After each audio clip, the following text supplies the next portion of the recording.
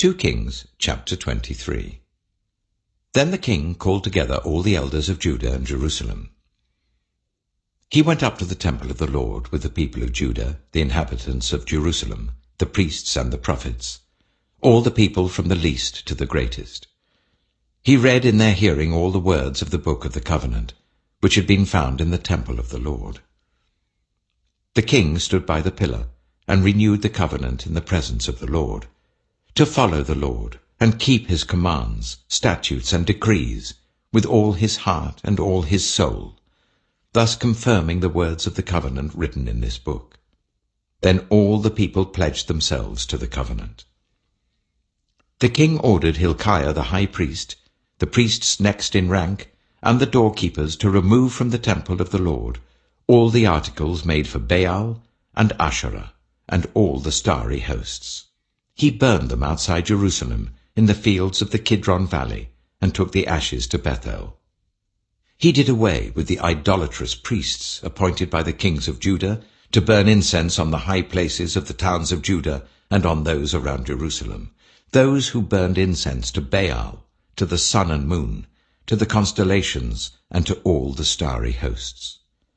He took the Asherah pole from the temple of the Lord to the Kidron Valley outside Jerusalem and burned it there. He ground it to powder and scattered the dust over the graves of the common people.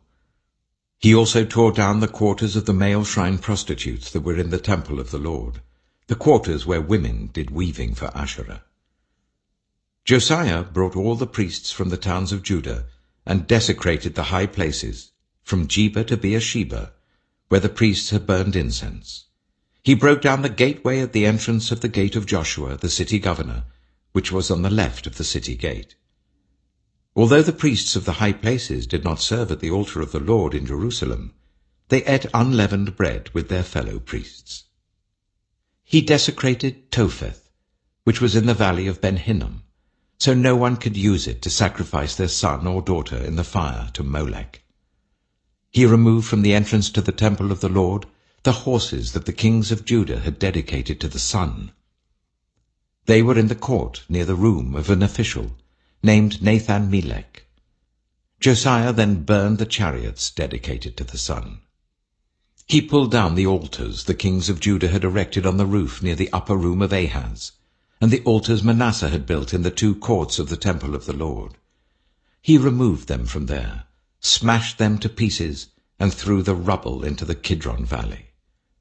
The king also desecrated the high places that were east of Jerusalem on the south of the hill of corruption, the one Solomon, king of Israel, had built for Ashtoreth, the vile goddess of the Sidonians, for Chemosh, the vile god of Moab, and for Molech, the detestable god of the people of Ammon. Josiah smashed the sacred stones and cut down the Asherah poles and covered the sites with human bones.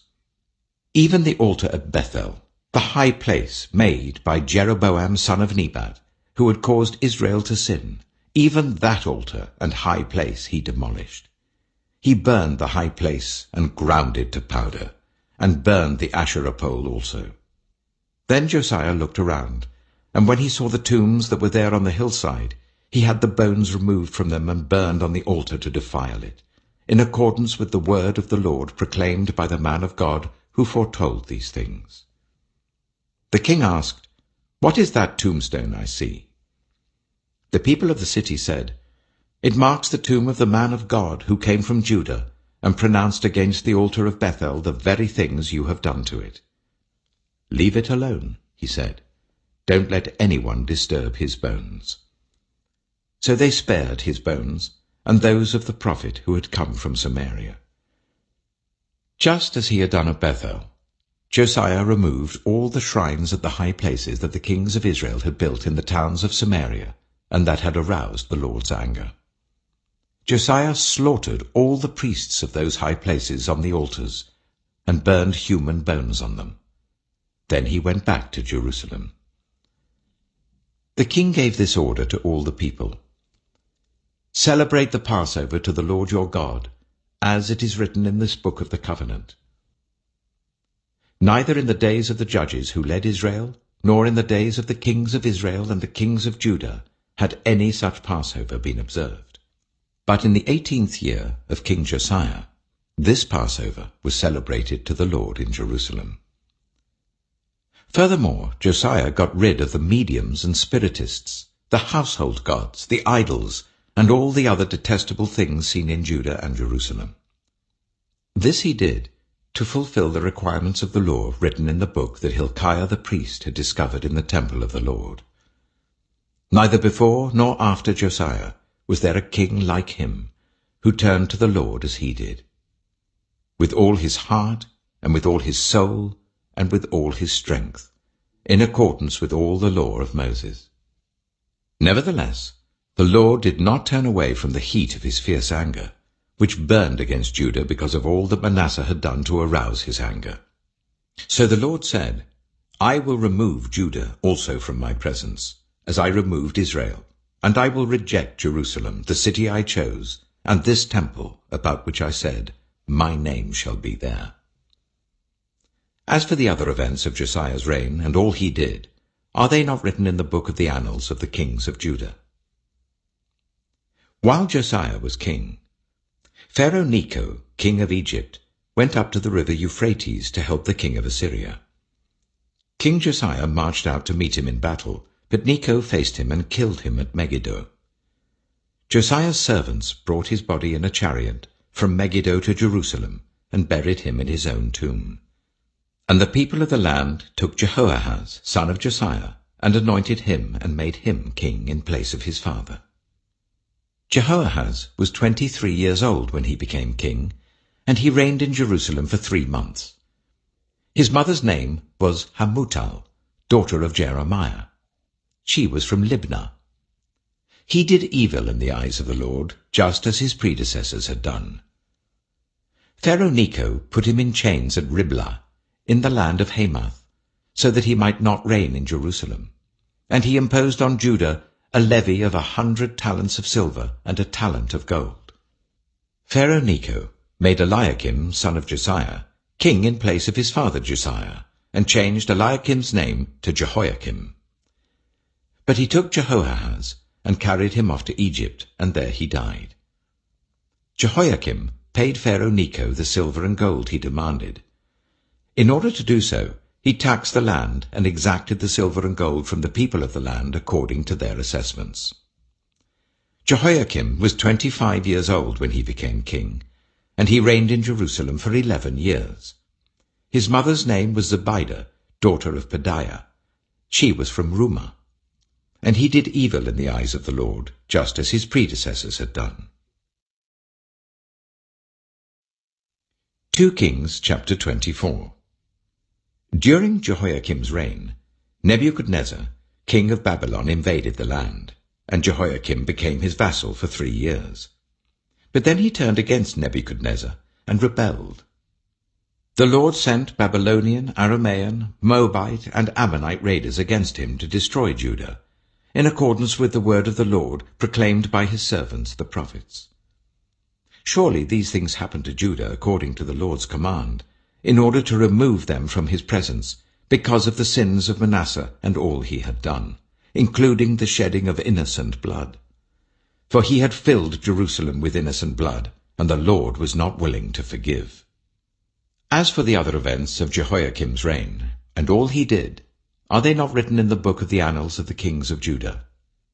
Jehoiakim rested with his ancestors, and Jehoiachin, his son, succeeded him as king. The king of Egypt did not march out from his own country again, because the king of Babylon had taken all his territory, from the Wadi of Egypt to the river Euphrates. Jehoiachin was 18 years old when he became king, and he reigned in Jerusalem for 3 months. His mother's name was Nehushta, daughter of Elnathan. She was from Jerusalem. He did evil in the eyes of the Lord, just as his father had done. At that time the officers of Nebuchadnezzar, king of Babylon, advanced on Jerusalem and laid siege to it. And Nebuchadnezzar himself came up to the city while his officers were besieging it. Jehoiachin, king of Judah, his mother, his attendants, his nobles, and his officials all surrendered to him. In the 8th year of the reign of the king of Babylon, he took Jehoiakim prisoner. As the Lord had declared, Nebuchadnezzar removed the treasures from the temple of the Lord and from the royal palace, and cut up the gold articles that Solomon king of Israel had made for the temple of the Lord. He carried all Jerusalem into exile, all the officers and fighting men, and all the skilled workers and artisans, a total of 10,000. Only the poorest people of the land were left. Nebuchadnezzar took Jehoiakim captive to Babylon. He also took from Jerusalem to Babylon the king's mother, his wives, his officials, and the prominent people of the land. The king of Babylon also deported to Babylon the entire force of 7,000 fighting men, strong and fit for war, and 1,000 skilled workers and artisans. He made Mattaniah, Jehoiakim's uncle, king in his place, and changed his name to Zedekiah. Zedekiah was 21 years old when he became king, and he reigned in Jerusalem for 11 years. His mother's name was Hamutal, daughter of Jeremiah. She was from Libnah. He did evil in the eyes of the Lord, just as Jehoiakim had done. It was because of the Lord's anger that all this happened to Jerusalem and Judah, and in the end he thrust them from his presence. Now Zedekiah rebelled against the king of Babylon. 2 Kings chapter 25. So in the 9th year of Zedekiah's reign, on the 10th day of the 10th month, Nebuchadnezzar king of Babylon marched against Jerusalem with his whole army. He camped outside the city and built siege works all around it. The city was kept under siege until the 11th year of King Zedekiah. By the 9th day of the 4th month, the famine in the city had become so severe that there was no food for the people to eat.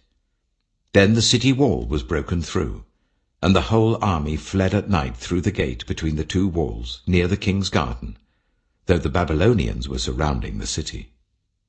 They fled towards the Arabah, but the Babylonian army pursued the king and overtook him in the plains of Jericho.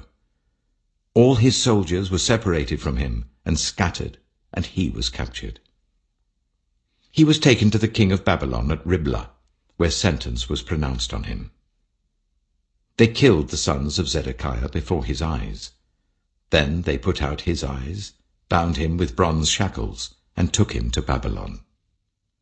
On the 7th day of the 5th month, in the 19th year of Nebuchadnezzar king of Babylon, Nebuzaradan, commander of the imperial guard, an official of the king of Babylon, came to Jerusalem. He set fire to the temple of the Lord, the royal palace, and all the houses of Jerusalem. Every important building he burned down. The whole Babylonian army under the commander of the imperial guard broke down the walls around Jerusalem. Nebuzaradan, the commander of the guard, carried into exile the people who remained in the city, along with the rest of the populace and those who had deserted to the king of Babylon. But the commander left behind some of the poorest people of the land to work the vineyards and fields. The Babylonians broke up the bronze pillars, the movable stands, and the bronze sea that were at the temple of the Lord, and they carried the bronze to Babylon. They also took away the pots, shovels, wick trimmers, dishes, and all the bronze articles used in the temple service. The commander of the imperial guard took away the censers and sprinkling bowls, all that were made of pure gold or silver. The bronze from the 2 pillars, the sea and the movable stands, which Solomon had made for the temple of the Lord, was more than could be weighed. Each pillar was 18 cubits high. The bronze capital, on top of one pillar, was 3 cubits high, and was decorated with a network and pomegranates of bronze all round. The other pillar, with its network, was similar. The commander of the guard took as prisoners Sariah the chief priest, Zephaniah the priest next in rank, and the 3 doorkeepers. Of those still in the city, he took the officer in charge of the fighting men and 5 royal advisers. He also took the secretary, who was chief officer in charge of conscripting the people of the land, and 60 of the conscripts who were found in the city. Nebuzaradan, the commander, took them all and brought them to the king of Babylon at Riblah. There at Riblah, in the land of Hamath, the king had them executed. So Judah went into captivity away from her land. Nebuchadnezzar, king of Babylon, appointed Gedaliah, son of Ahikam, the son of Shaphan, to be over the people he had left behind in Judah. When all the army officers and their men heard that the king of Babylon had appointed Gedaliah as governor, they came to Gedaliah at Mizpah. Ishmael, son of Nethaniah, Johanan, son of Kareah, Seraiah, son of Tanhumeth the Netophathite, Jaazaniah, the son of the Maacathite, and their men. Gedaliah took an oath to reassure them and their men. "Do not be afraid of the Babylonian officials," he said. "Settle down in the land and serve the king of Babylon, and it will go well with you." In the 7th month, however, Ishmael, son of Nethaniah, the son of Elishama, who was of royal blood, came with 10 men and assassinated Gedaliah, and also the men of Judah and the Babylonians who were with him at Mizpah. At this, all the people from the least to the greatest, together with the army officers, fled to Egypt for fear of the Babylonians.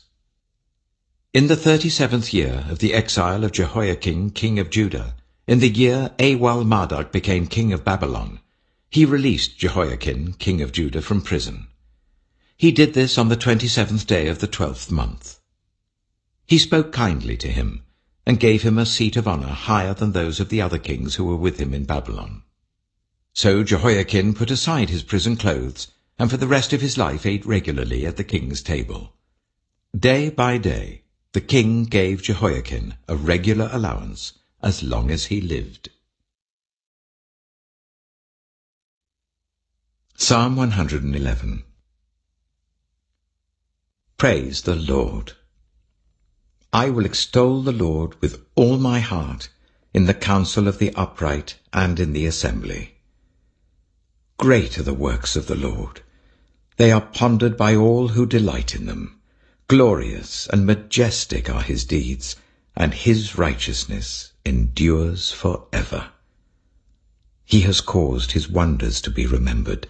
The Lord is gracious and compassionate. He provides food for those who fear him. He remembers his covenant forever.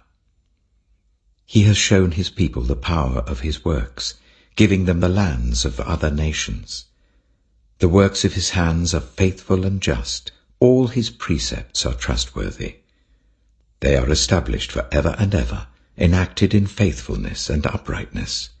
He provided redemption for his people. He ordained his covenant forever. Holy and awesome is his name. The fear of the Lord is the beginning of wisdom. All who follow his precepts have good understanding. To him belongs eternal praise.